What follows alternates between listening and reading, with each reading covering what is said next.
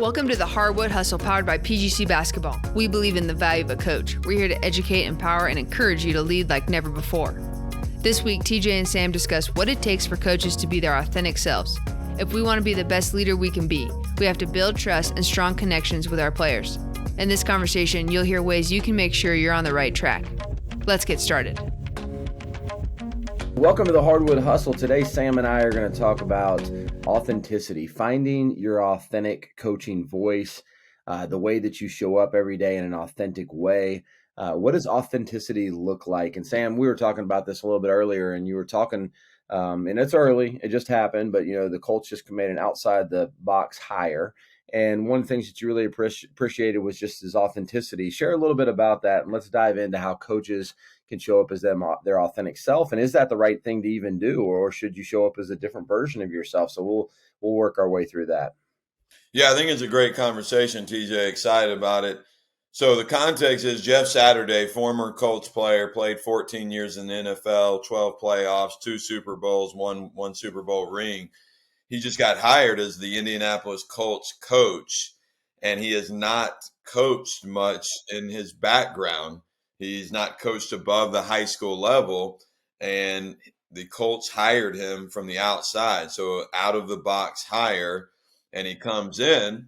And so, it was, you read articles, you watch the press conference, and he was real about it. He was like, hey, this is who I am. I haven't coached outside of high school, but I know how to lead men. I've been in this league. I know that this could fall flat on his face. I could be a really good coach. Time will tell. And I know that I'm coming in as an outsider. And so he recognized he didn't pretend like the elephant wasn't in the room. He talked about it. He presented himself in a real way. And, you read some of the comments of some of the players, they appreciated that and they recognize it too. And so I think players at any level, whether you're coaching middle school, TJ, high school, college, pro, they want you to be honest with them and they want you to be real with them. And really, we can only be the best versions of ourselves, right? Yeah. And, interesting enough, he coached at the high school here where my former assistant, Derek Mason, is the basketball coach. And we know a lot of people at that school. And he comes from, kind of going from high school to been in the studios with ESPN, I think. All of a sudden, he's an NFL coach. Now, here's the thing that I think is really interesting, about this hire. I actually don't think it's that crazy. I think a lot of people should do more of this. I mean, honestly, I think people have just gotten into a rut of you just hire the safe person. And we've talked about this before, but I think there's plenty of high school coaches that could go do a great job in college. I think there's great college coaches at a D3 that could go do a great job at a D1. I don't know the pro sports world as much. I don't understand that and what all goes into that. I think that's a different animal. And, Saturday having played there probably gives him a good view of what it looks like and what needs to be done. But I think, to me, it's actually something that probably should happen more is that everyone just kind of goes with the safe bet. Well, I'll just hire a Kentucky assistant, for example, because they've got a blue blood name and so I'll go to the next person. When there's plenty of people that could do a great job of coaching at any different level and vice versa. There's college coaches that could drop down to coaching a JV team and be horrible at it, and so I think just finding the right fit is really important. But when you do change a job, you go to a different place or you're coaching the team you're coaching right now, why is it important? I think it is important, but why is it important to be authentic? Well, let me even build on what you just said. Who's maybe the most successful basketball coach in the last 10 years? Steve Kerr. Did he coach before he took over the Warriors? No. Now he had been a television guy, broadcaster, took a GM job. I think you see some professional owners, TJ, go outside the box. Even the Warriors GM. What was he doing before? He wasn't a GM. He was a agent. And so I agree with you 100%. I'd much rather my team, or if I took over the Hawks, I want a good leader. I want somebody that can lead men. And instead of the retread, the NBA coach who's coached 3 different teams and, had marginal success and, what you're going to get. But it's like you said, the safe hire. So I believe that to be true too. Like if you can coach, you can coach. If you can lead, you can lead. And, go outside the box, the people that hire, find the best hire.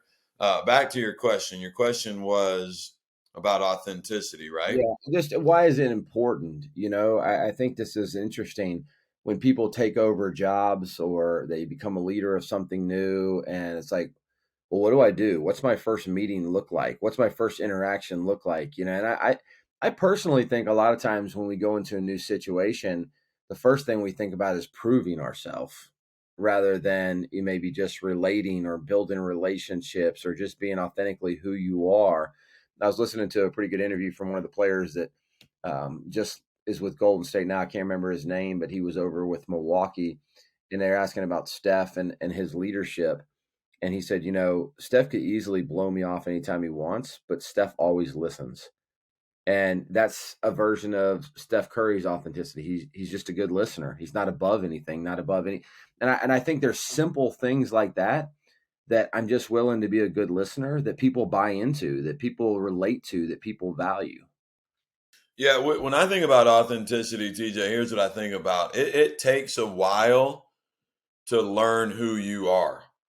I mean, as an adult, like I feel like I'm in the last 5 years really getting comfortable with who I am as a man and like a coach and a father, like all these things. And it's taken me a while. Now, some people identify early with that and they know it and they're really good.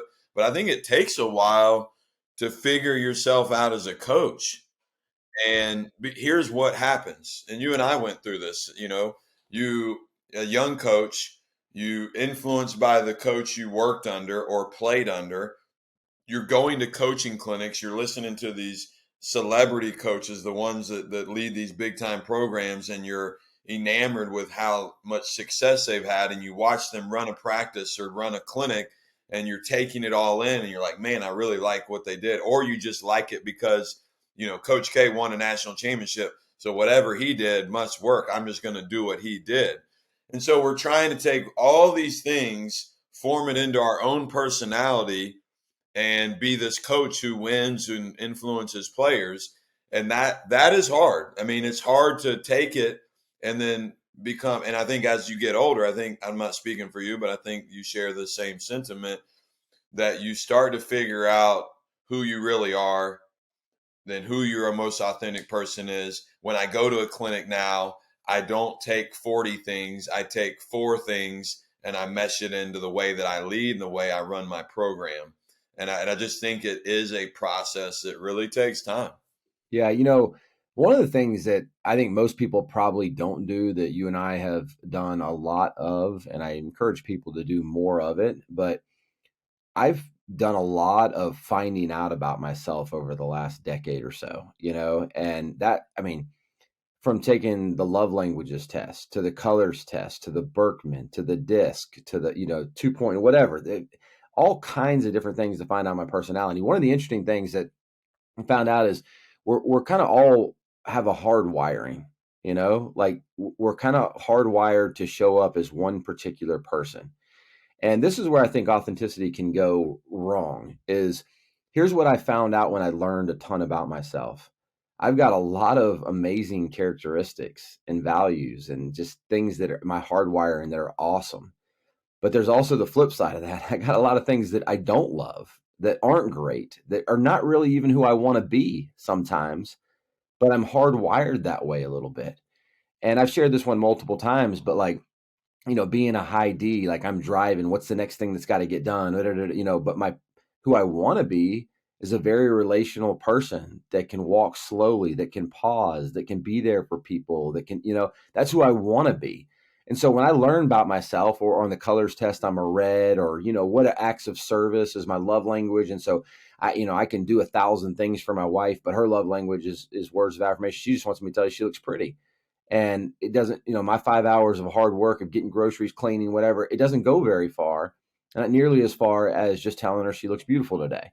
And so there's things about myself and things about yourself that you found out over time that are like, man, this is really one of the reasons that I'm successful, or one of the reasons that I do good in this area, or one of the reasons, but also find out a lot of things that, gosh, this is maybe a pitfall for me in this area. This is something that I don't do well.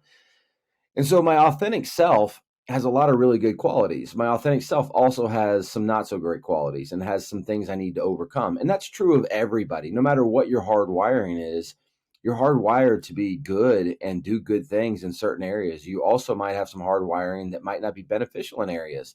So to me, when I think about an authentic coach, I think about somebody who, number one, knows themselves.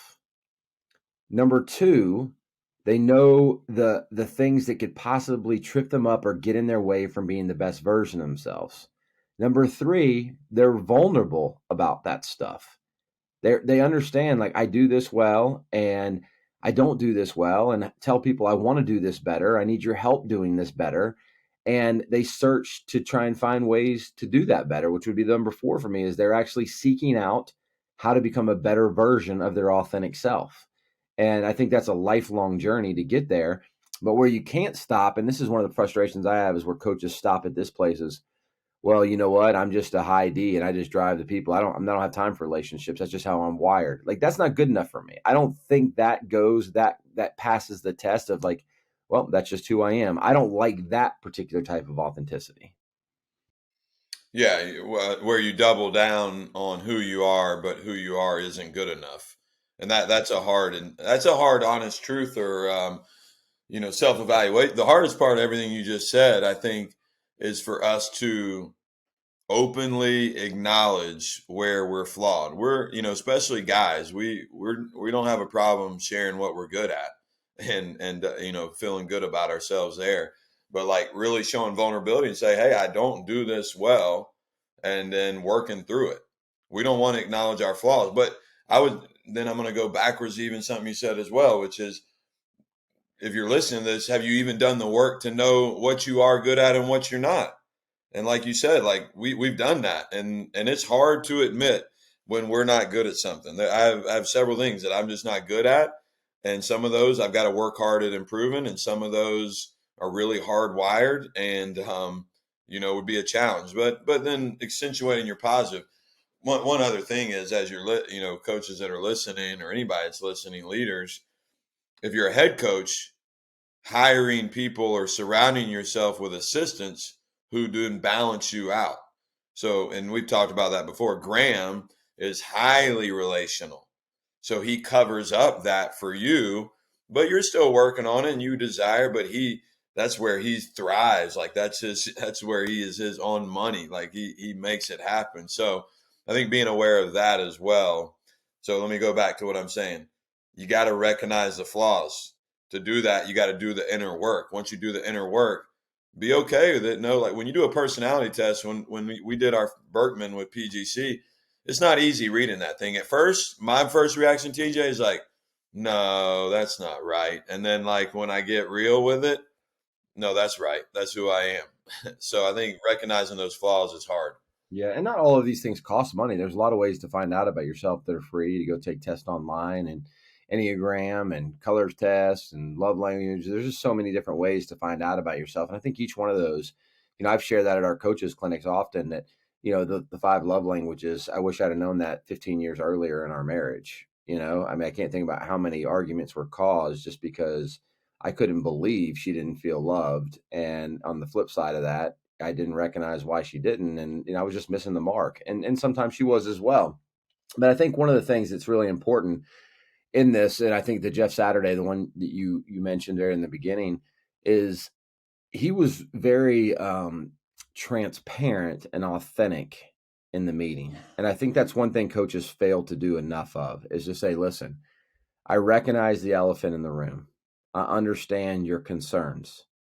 I recognize that there's the things that are going well for me and the things that aren't going well for me. Here's my qualities that you might believe in, qualities you might not believe in. I think that's okay. And I think people stay away from that too much, because at the end of the day, we're all a facade. And we know this is just continually re-emphasized by social media. We're putting out a front on whatever it might be.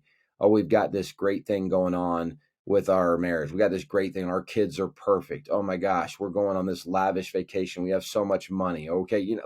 We're constantly in the world, and it doesn't even have, for adults, it's going for kids too. They're just out there on social media portraying something when if we live long enough, we know behind that facade, there's a lot going on. There's pain, there's hurt, there's joy, there's all kinds of different things. I think people appreciate authenticity. I think people appreciate when people can go say, you know what? I do have these great qualities. I do have these things going on well for me, but I also have a lot of things I'm working through. I also have a lot of things I need to get better at. I think it frees up other people in the room to be authentic and work through their issues and grow as people as well. One thing I've thought a lot about the last few years, and you can tell me what you think. I think it's important for a coach to constantly communicate, like you're saying, with their players about who they are as a coach and how they lead, so that their players better understand where the coach is sourcing things from. And I where my challenge is, TJ, is like, I feel that to be true, that I do need to share constantly, like, when I coach a kid a certain way, I'm doing it because of this, or I lead in a certain way because of how I'm hardwired. While also, again, this is where my challenge is, not making it about me, the coach. And I don't have that answer quite yet. I just believe it to be important. I think, like anything, there's a balance. It's not talking before every practice about who I am as a leader and making, but also that's the coach player dynamic is so important to the team and to the player and the transformational experiences, that it is important to know who you work for. Just like if you're working for a company, it's important to know who your boss is, who you report to, and how they lead and what drives them and how they're hardwired. I just think that's not maybe talked about enough. What do you think? Yeah, I think a good example for that, I mean, just getting some context on that is like, you know, both you and I played college basketball, and I think both of us had to kind of make it a certain way. Like we had to play hard. We had to get a skill maybe that was just separated us because we weren't super athletic, just, head above the rim. There's just a lot of things we had to overcome. And a lot of the things we had to overcome were with like extreme work ethic, whether it was shooting in the gym, the weight room, whatever it was, we had to really overcome that. That's who we had to be as players. That's our context. So for a player that may have great athleticism or great skill or natural ability or, whatever it is, they might not be paying the same price we paid. And that can rub us wrong as a coach, right? Like they're not working hard enough. They're not trying to maximize their ability. They don't care enough. So that's our context and that's their context. So it's different context. But one of the things that probably can get away from us too is like, hey, yeah, I'm going to tell a story about how I'm the all-time leading scorer at my high school and what I did, how many shots I shot every day. And like, I don't really think players care about my playing career a whole lot. I don't think many people do. And I probably got carried away with that too much early on in my coaching careers, telling the things that I did and how I got there and what made me successful. And I think more importantly, we relate to the things and find the ways that can help them say, listen, here's some things that I did that allowed me to be a really good player. Now, here's some things you're doing that are allowing you to be a really good player. I wish I had more of you. And here's some things maybe that you could take from me, or not even yourself. You could relate it to another player. Hey, this player has this and you have this. If they had a little bit of you and you had a little bit of them, let's investigate that. What's making them successful? What made Steph Curry, or you can relate it to NBA players or other people, trying to get them to desire the qualities and the things necessary to obtain those qualities to become a better version of themselves, just as we should be doing as coaches. Yeah. And why does all this matter? Like, why are we even talking about this? It matters because as a coach and a leader, the people you're leading, the players you're coaching, need your authentic self, and they're going to buy into people who are real and authentic, and they're going to sniff out. We all can sniff out BS or when things don't seem, real to us. And so this is important. And so the ways, I'm summarizing a few things here, TJ, I've heard, us say, or you say, is you got to become, we talked about this on a previous episode. Number one, become an expert of yourself. Before, you become an expert of yourself. That's through, whatever you mentioned, personality tests, getting to know yourself, ask people around you, what's it like to be on the other side of me? You need to know what other people think about you, or that you're leading and you're influencing, and you got to become the expert. Once you become the expert, be transparent about it. Number 2. So be transparent about it. And then 3, be vulnerable / acknowledge your flaws in front of the people you're leading. You don't have to know all the answers. We think we need to know every single answer. And yeah, coaches need to know a lot of answers, and you need to have solutions to a lot of problems, but you don't got to know everything. And I think there's that vulnerability builds connection. And when you have connection, you can lead people in a bigger and better way. Yeah. I love the show Ted Lasso, and especially those early years watching it. Like one of the things that was so interesting. I mean, who's more authentic? I know it's a TV show, but like he's just authentically himself, and he has no knowledge of the sport, no understanding. And I think it's again, it's a TV show, but there's things what we relate to it as coaches that we think, oh, that's really cool. And he's never fake. He's just always constantly himself. Now, as you go through the show a little bit, you realize he has a lot of things. He has anxiety. He has a whole bunch of other things that go on within him. But what becomes is a team that believes in him. You know what I mean? And they believe in his authenticity. They know he doesn't have all the answers. He doesn't have all the expertise, doesn't have whatever, but they just believe in him. And I think that, there's some realness in that. And I'm not saying that show is real, but there's some realness in the fact that at the end of the day, if we were to go and be a coach that players believed in, they're going to try and maximize and give everything they got. And if they don't believe in us, then we're not going to be able to get through them. So we could be the smartest person in the room, but have no relation to them because we didn't have authenticity and get nowhere. Or we can just be of average smarts, but one of the most authentic, relatable people, and we're going to go way farther. We're going to go way, way farther. And so I think that's why authenticity is important, because we all have examples of those people that were the smartest person in the room, couldn't get out of their own way. Nobody believed in them, didn't want to play for them, and it didn't go anywhere. And we also know that person that may not have had the greatest ability, may not have been the smartest person in the room, but we run through a wall for them. And I would also say being authentic doesn't mean you're going to have a great relationship with your players. It's not the only step. It's a step, and it may be the first step. So be authentic, and then you're going to have to put in the extra work or the work to build a relationship and to lead. But I think it's a step, TJ, in your journey of becoming a better leader. I mean, I won't even say coach. Every coach is a leader, so just leader, because there's different leaders that listen to this. So it's a step. It's not the step. Would you agree with that? Yeah, for sure. And if I was to tangibly challenge coaches to do something, sit down with a piece of paper, draw a line down the middle of it, and on the left side, write down the things that are really good qualities about you. And on the right side, write down the things that you think aren't great qualities that hold you back or hinder you from being the best coach you can be.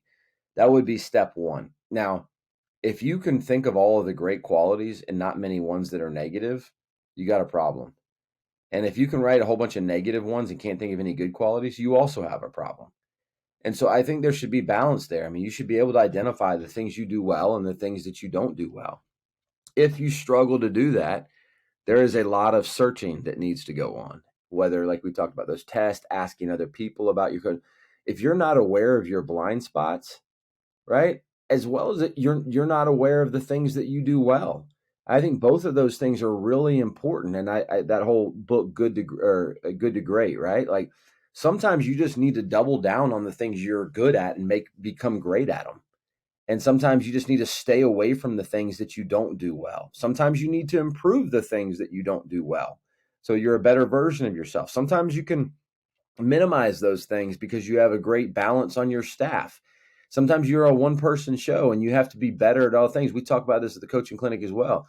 Coaching's hard. You're like a psychologist, a lawyer, a teacher, a coach, a parent. Like you have to fill like 10 roles as a coach. It's different than any other job. You're an accountant, like you got to go be great with numbers. When you're a coach, you got to be like great in like a whole bunch of categories. And none of us are equipped to do that. Now, we might be equipped in 3 or 4 of those categories, but we're unequipped in the other categories unless we go gain the skills And we can't gain the skills. We won't pursue those skills if we don't first recognize the things that we actually need and the things that we need to get better at. And hey, this is what we as coaches ask our players, right? We talk to our players about role ID, and we say, hey, you're a great catch and shoot shooter.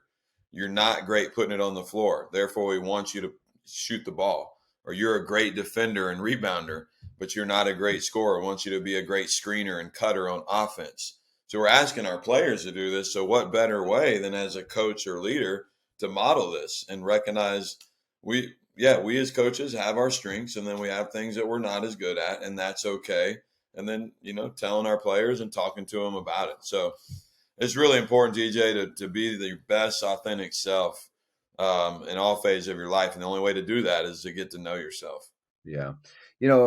One last thing or thought that I had about, coming up and finding out your authentic self is I really, truly believe this. All of us are hardwired with really good qualities. And we're all hardwired with some things that we're going to have to fight against. And so there is no particular version. And the second thing to that is, I think it's really important to recognize, because especially like in high school or middle school and college, like you're not always going to coach exactly the kind of players that you want. And you're going to have to reinvent yourself in some ways. And I think coaches that they can't adjust, they can't adapt to different types of teams. So for instance, let's just say that you coach at a school where, all the kids are 2-parent homes, well-raised, really obedient, and you can be okay in that. What happens if you go to another situation where it's the opposite of that, or vice versa? You grew up in a different situation and you understand, the struggles of a 1-parent household. You understand the struggles of parents working 2 jobs. You understand, like, then you probably better in that. Well, then all of a sudden you coach a kid who's got everything and they, don't have those struggles.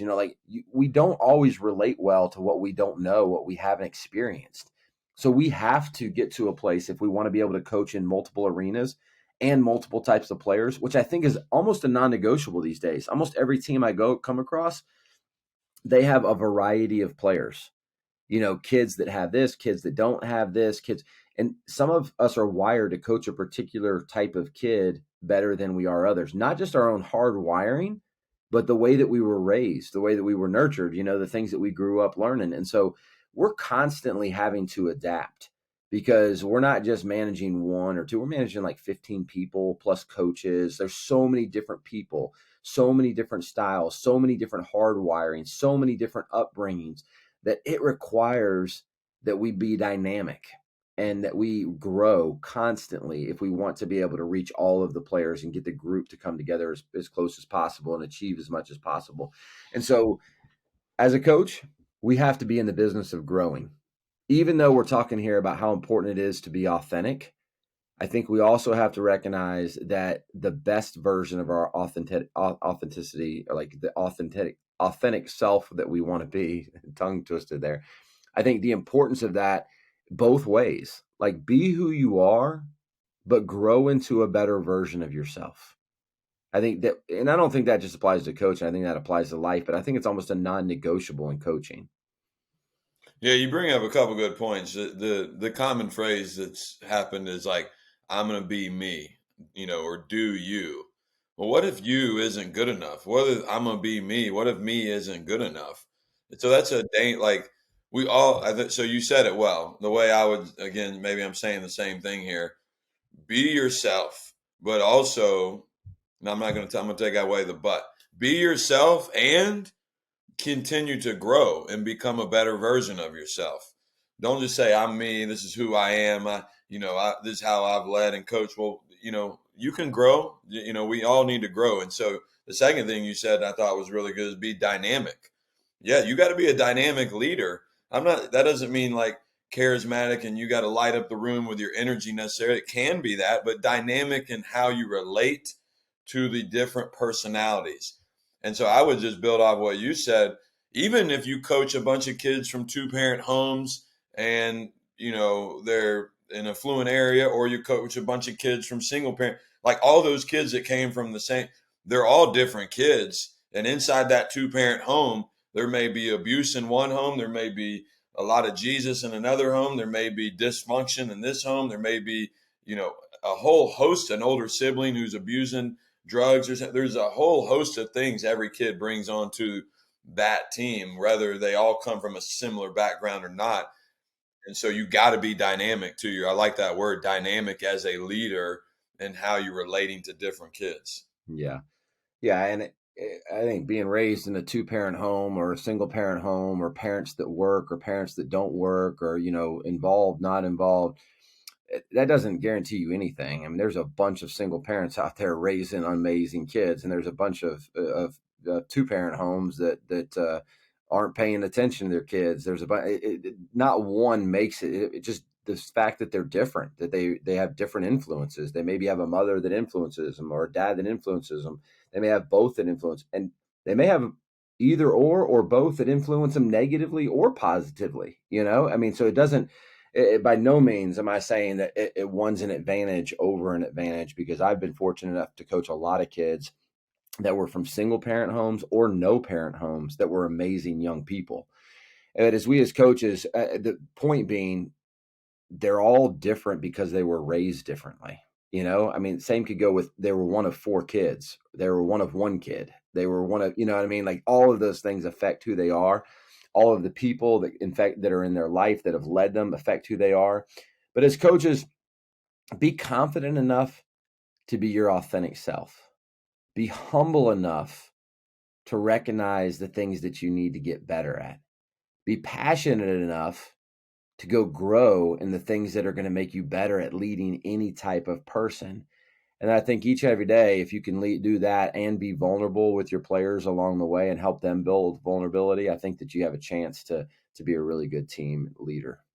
So, coaches, appreciate you listening in today to Hardwood Hustle. And man, what you do is difficult. What you do is hard, and what you do matters too. I mean, you're helping so many different types of kids with so many different types of problems, so many different types of backgrounds.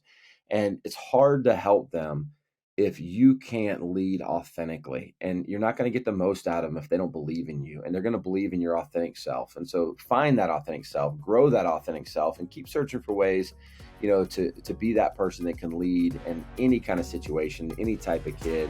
And I think you'll be glad that you did. So we'd love to hear your thoughts. Hit us up at Hardwood_Hustle. He is Sam. I am TJ. We are the Hardwood Hustle. Thanks again for tuning into this episode of the Hardwood Hustle, where we believe in the value of a coach. Be sure to check us out on Twitter and Instagram at Hardwood_Hustle to stay up to date on the latest episodes and share your thoughts with our coaching community. From the Hardwood Hustle team, thanks again. We can't wait to be with you again next week.